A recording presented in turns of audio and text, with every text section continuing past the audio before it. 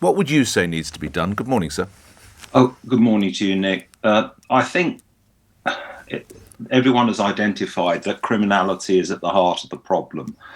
I'm not going to minimise the tragic loss of life because that has been well covered. But a lot of evil people are making money out of people's misery. Now, forgive me if that sounds like Grandmaster of the extremely obvious, but the way you do actually tackle this is by cooperation and collaboration. Now, both Border Force and the National Crime Agency are not going to discuss their operational tactics publicly, but they have done a lot of work.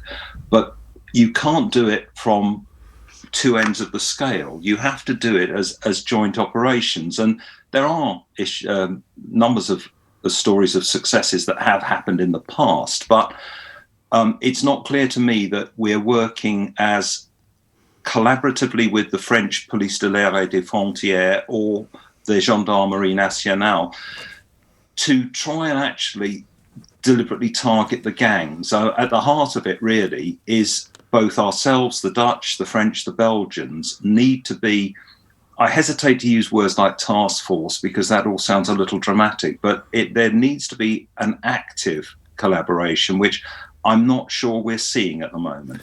And is that lack of willingness from our side, from their side? Is it from all sides? What would you say, Mr. Neill?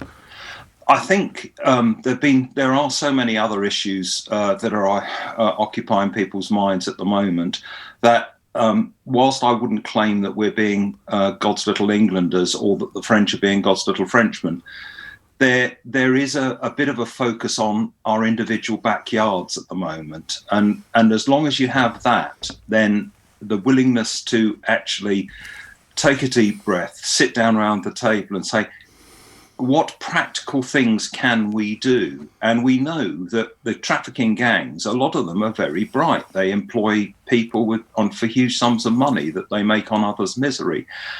They change their modes of operation really quickly. You have to be able to have something that reacts quickly to that.